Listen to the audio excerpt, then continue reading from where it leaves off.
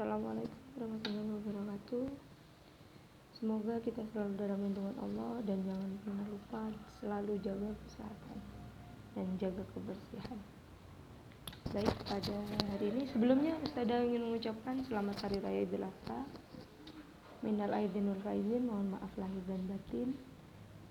Nah, sekarang Ustazah akan menjelaskan tema 1, yaitu indahnya kebersamaan, yang akan Ustazah jelaskan pada hari ini, yaitu materi bahasa Indonesia. Sub tema 1, keberagaman budaya bangsaku. Yang harus diperhatikan terlebih dahulu yaitu pada materi gagasan pokok dan gagasan pendukung. Sebelumnya Aca pernah bertanya pada Ustazah, saya belum mengerti tentang gagasan pokok dan pendukung. Oke, hari ini Ustazah akan jelaskan apa itu gagasan pokok dan apa itu gagasan pendukung. Nah, kita bisa lihat pada halaman 3 bahwa setiap bacaan biasanya terdiri atas beberapa paragraf. Nah, paragraf yang disebut paragraf adalah ini paragraf pertama, ini paragraf kedua, ini paragraf ketiga, yang ini paragraf keempat, dan yang ini adalah paragraf kelima. Untuk mengetahui hal itu disebut paragraf atau tidak, maka kita bisa lihat ciri-ciri paragraf ini ada jarak menjorok ke dalam. Maka ini namanya adalah alenia. Ini adalah alenia. Dalam satu paragraf biasanya ada satu alenia. Akan terus diikuti sampai titik. Kemudian akan ada alenia baru. Jika ada alenia baru seperti ini, maka ini sudah paragraf berikutnya. Ya.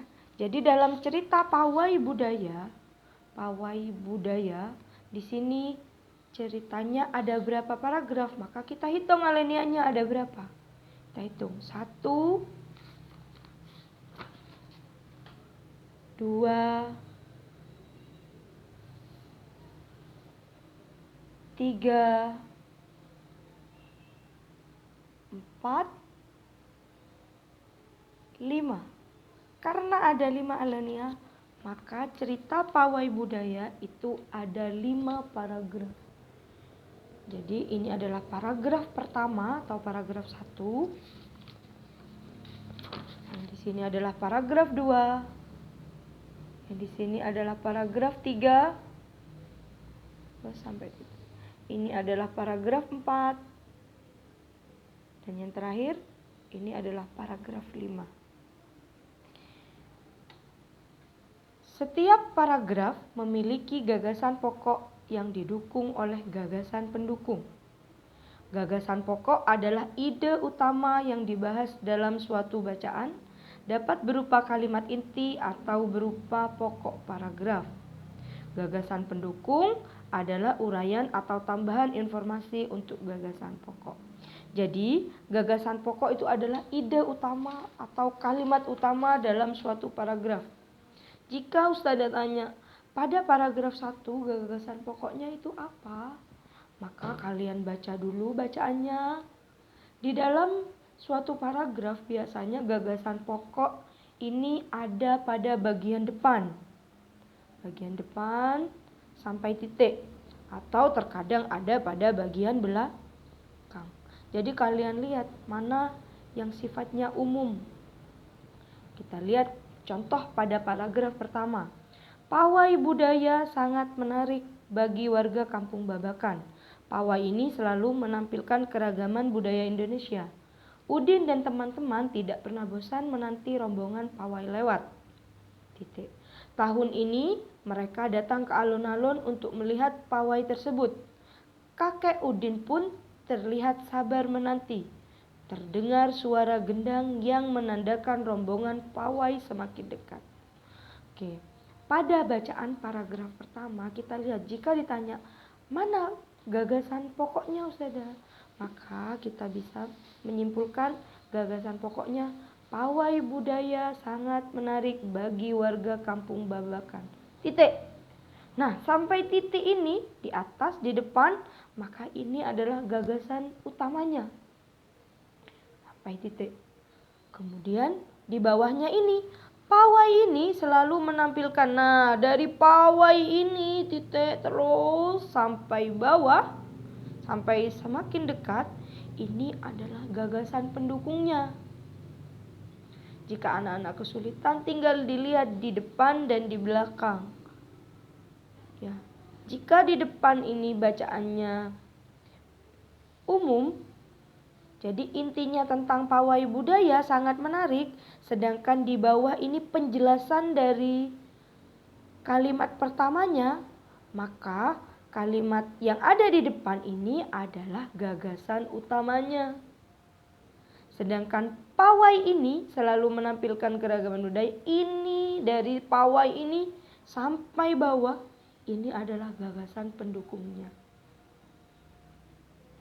Ya, jika masih belum paham, mungkin ada pertanyaan, bisa langsung ditanyakan di grup. Kemudian Ustazah contohkan lagi pada paragraf kedua.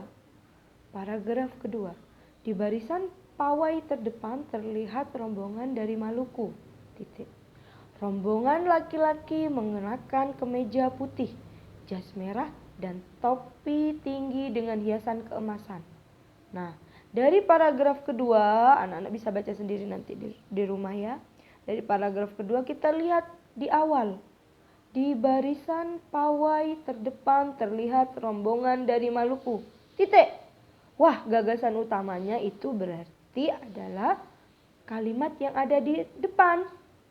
Di barisan pawai terdepan terlihat rombongan dari Maluku. Titik. Maka dari sini sampai sini ini adalah gagasan utamanya. Rombongan laki-laki terus ini sampai bawah sampai titik. Maka ini adalah gagasan pendukungnya. Ya. Untuk paragraf 3, 4, dan 5 juga demikian. Biasanya kalau untuk gagasan pokok anak kelas 4 itu biasanya masih ada di depan, tidak akan dijelaskan di belakang. Jadi untuk gagasan pokoknya anak-anak bisa ambil di bagian kalimat terdepan, dan itu menjadi acuan gagasan utamanya. Seperti itu. Kalau untuk tingkatan 5-6 mungkin gagasan utamanya itu sudah kadang ada di belakang, kadang ada di tengah.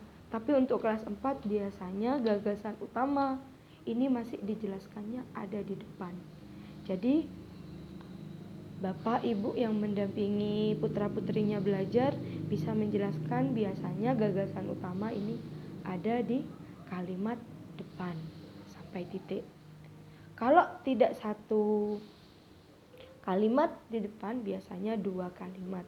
Tapi kebanyakan di dalam buku tematik tema 1 ini gagasan utamanya itu biasanya ada di depan. Itu kemudian untuk tugasnya adalah pada halaman 3 paragraf ke-1 tulislah nomor urut sebelah kiri setiap paragraf. Oke, jadi di dalam buku ini anak-anak diminta untuk mengurutkan, diberi nomor, ini paragraf nomor berapa, ini paragraf nomor berapa, yang ini juga paragraf nomor berapa, seperti itu. Jika sudah diberi nomor, kemudian apa yang dibicarakan pada paragraf ke-1? Paragraf ke-1 yaitu ini, paragraf ke-1. Ini berbicara tentang apa? Anak-anak bisa melihat di cerita ini atau bisa menggunakan kata-kata sendiri. Bebas. Intinya ceritanya ini tentang apa? Seperti itu. Kemudian tugas berikutnya adalah pada halaman 4, 5, dan 6. Di sini ada gambar seperti ini. Pada cerita pawai budaya, paragraf 3 yang ini. 3, 4, 5. Paragraf 3 ini anak-anak harus mencari gagasan pokok dan gagasan pendukungnya. Nanti gagasan pokoknya ditulis di sini di tengah. Kemudian gagasan pendukungnya 1 kalimat, 1 kalimat, 1 kalimat, 1 kalimat sampai titik ditulis di samping-sampingnya seperti ini. Begitu juga paragraf 4, kemudian paragraf 5. Jika selesai menuliskan tugas ini, silahkan difoto, dikirim chat pribadi ke nomor ustazah. Gitu. Sekian untuk penjelasan hari ini. Semoga kalian mengerti dan semoga pandemi ini cepat berakhir. Selalu jaga kesehatan, kemanapun jangan lupa menggunakan masker, mencuci tangan dengan air mengalir dan jangan lupa pakai sabun, dan hindari kerumunan. Jika tidak begitu penting, kalau bisa jangan keluar. Ya, itu saja dari Ustazah. Assalamualaikum warahmatullahi wabarakatuh.